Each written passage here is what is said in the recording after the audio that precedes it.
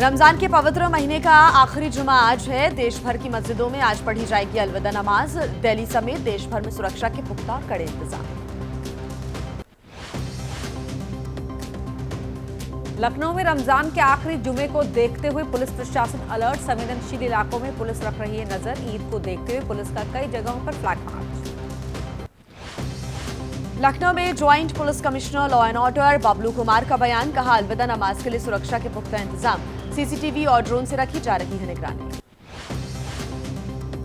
मेरठ में भी जुमे की अलविदा नमाज के लिए पुलिस प्रशासन की तैयारी पूरी। संवेदनशील इलाकों पर पुलिस रख रही है पैनी नजर। पीएसी समेत भारी तादाद में पुलिस फोर्स तैनात। मेरठ में अलविदा नमाज को लेकर सुरक्षा का घेरा तैयार। एसएसपी ने फुट मार्च के जरिए इलाकों का जायजा लिया, कहा माहौल बिगाड़ने वालों के खिलाफ लिया जाएगा एक्शन। संभल में अलविदा नमाज को लेकर अलर्ट मोड पर पुलिस और प्रशासन। जीएम राजेंद्र पेंसिया का बयान, संवेदनशील हालात को देखते हुए 3 स्तरीय सुरक्षा लागू।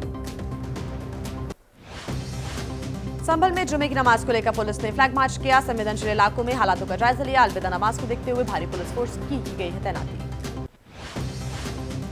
संभल में नमाजियों पर हेलीकॉप्टर से फूल की बारिश करना चाहते हैं एसपी के पूर्व जिला अध्यक्ष फिरोज खान। एसडीएम से मांगी इजाजत। सीएम योगी से भी इजाजत देने की अपील। यूपी के झांसी में भी अलविदा नमाज को लेकर सड़क पर उतरा पुलिस प्रशासन। एसपी सिटी के साथ पुलिस के जवानों ने फ्लैग मार्च किया। कई इलाकों में हालातों का जायजा लिया। वक्फ संशोधन बिल के खिलाफ हाथ में काली पट्टी बांधकर पढ़ी जाए अलविदा जुमे की नमाज। All India Muslim personal law board के सेक्रेटरी मौलाना फजलुर रहीम ने वीडियो जारी कर की लोगों से अपील। सड़क पर नमाज पर रोक को लेकर मौलाना साजिद रशीदी का बयान, कहा आजादी के बाद से सड़कों पर होते रहे हैं सभी धर्मों के आयोजन। नफरत को बढ़ाने के लिए उठाया गया है ऐसा कदम। पटना में नमाज पर मंत्री नीरज बबलू का बयान, कहा कहीं जगह ना मिले तो कब्रिस्तान में जाकर पढ़ें नमाज। सड़क पर नमाज पढ़ने की नहीं है जरूरत। प्रयागराज में नमाज पर रोक के बाद मुस्लिम धर्म गुरुओं ने उठाए हैं सवाल। पूछा अगर सड़क पर नमाज पढ़ना गलत है तो सड़क पर जगराता, माता की चौकी जैसे आयोजन भी करना सही कैसे है।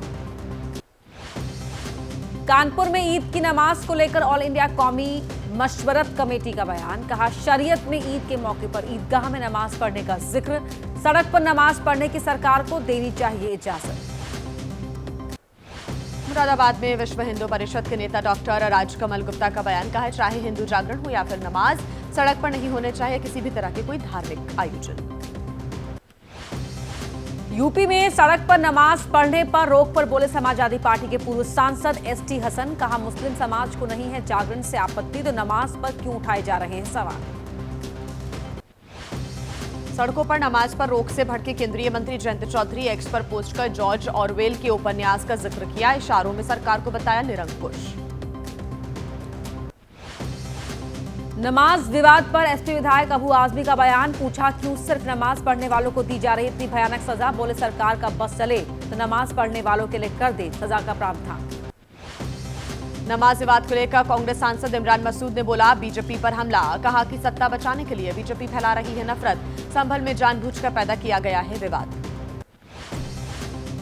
संभल पहुंचे आम आदमी पार्टी के सांसद संजय सिंह ने साधा सीओ अनुज चौधरी पर निशाना, कहा कौन मुसलमान नहीं खाता गुजिया। बोले सबको पता है कि सीओ अनुज चौधरी के बयान का असल मतलब क्या है।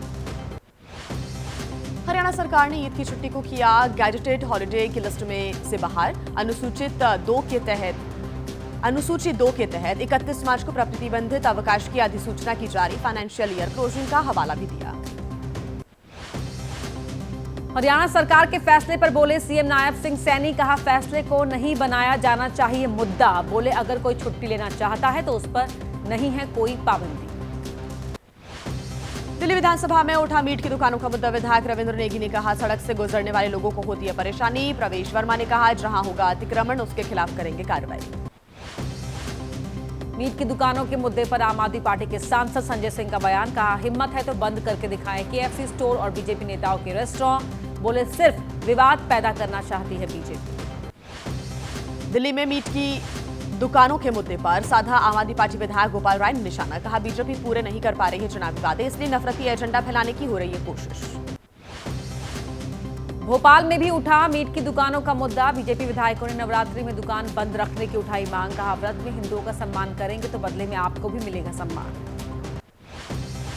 पटना में बांटे गए सौगात मोदी गिफ्ट। बीजेपी प्रवक्ता दानिश इकबाल और अनामिका पासवान का बयान। ईद के मौके पर बीजेपी का संदेश, हमारी सरकार को सबकी फिक्र।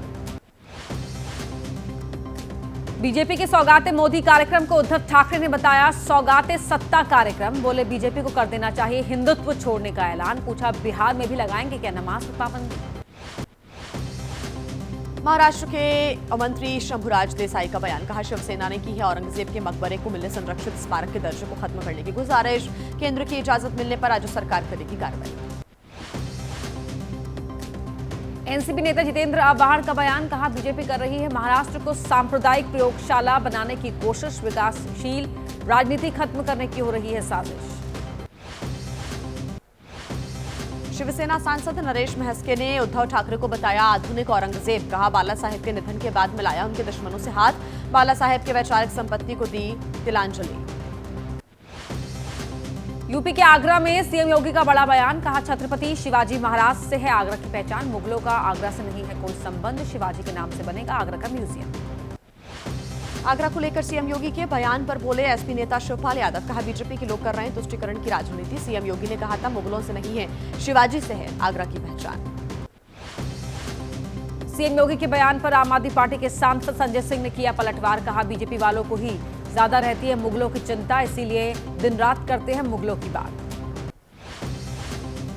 अखिलेश के दुर्गंध और गौशाला वाले बयान पर पलटवार जारी। केंद्रीय मंत्री गिरिराज सिंह का आरोप, अखिलेश यादव जैसे लोगों को धर्म में नहीं वोट में आस्था। अखिलेश के बयान पर यूपी के मंत्री ओपी राजभर ने घेरा। कहा, बीते 8 सालों से यूपी हुआ दंगा मुक्त। अपराधियों पर लगी लगाम, लेकिन कन्नौज में बढ़ गया करप्शन। आगरा में एसपी सांसद के आवास पर तोड़फोड़ के बाद पुलिस ने एक्शन लिया है। हिरासत में लिए गए हैं आरोपी। मामले में 2 एफआईआर की गई है दर्ज। पुलिस पर कार्रवाई में ढील बरतने के आरोप भी लगे थे। घर में हुई तोड़फोड़ के बाद एसपी सांसद रामजीलाल सुमन की प्रतिक्रिया। कहा, अब भी अपने बयान पर हूं कायम, किसी को ठेस पहुंचाने के लिए नहीं दिया था बयान। आगरा में सांसद रामजीलाल के आवास पर पहुंचा समाजवादी पार्टी का डेलीगेशन। रामगोपाल यादव ने लगाया सुनियोजित तरीके से हमले का आरोप। कहा, ईद के बाद करेंगे बड़ा आंदोलन। रामजीलाल सुमन के आवास पर तोड़फोड़ के विरोध में अपना दल विधायक पल्लवी पटेल ने किया विरोध प्रदर्शन। पैदल मार्च निकालकर जताई नाराजगी। योगी सरकार पर साधा निशाना। राणा सांगा को लेकर एसपी सांसद के बयान पर भड़के बीजेपी विधायक महेश त्रिवेदी ने कहा, आतंकी और नक्सली विचारधारा से प्रभावित हैं रामजीलाल सुमन।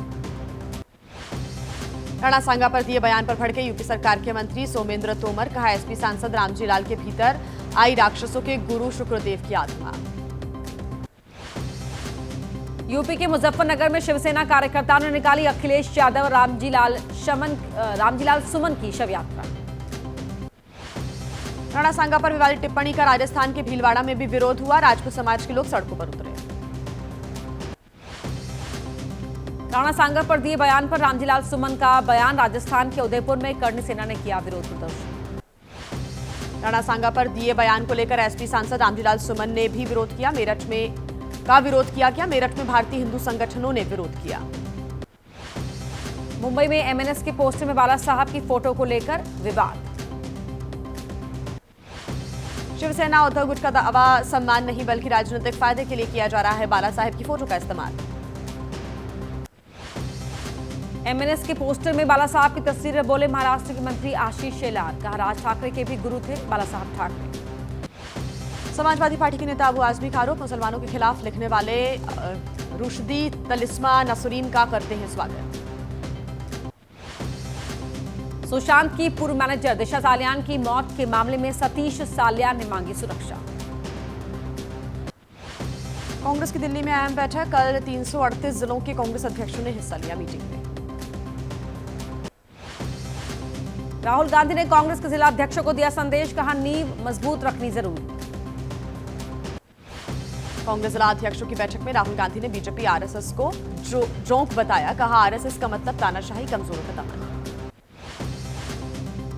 झारखंड में कांग्रेस को मजबूत करने की तैयारी। मंत्री, सांसद, विधायक सहित सभी नेता के साथ करेंगे बैठक। राजस्थान के सभी जिलों में आज कांग्रेस की बैठक। निकाय पंचायतों के परिसीमन के मुद्दे पर रणनीति बनेगी।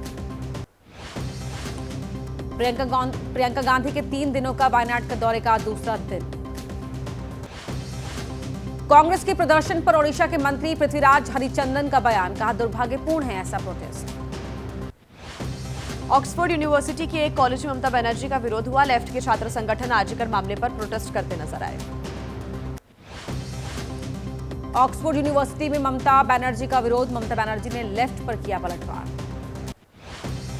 लोकसभा में पास हुआ इमिग्रेशन बिल। गृह मंत्री अमित शाह ने दिया बयान, कहा भारत धर्मशाला नहीं जिससे देश के सामने होगा खतरा, उसे भारत में प्रवेश की नहीं मिलेगी इजाजत।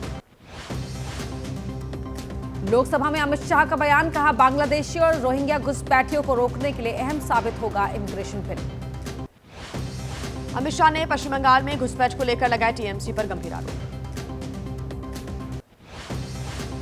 कांग्रेस नेता गौरव गोगोई ने उठाए इमिग्रेशन बिल पर सवाल, कहा बिल को लेकर है आशंका।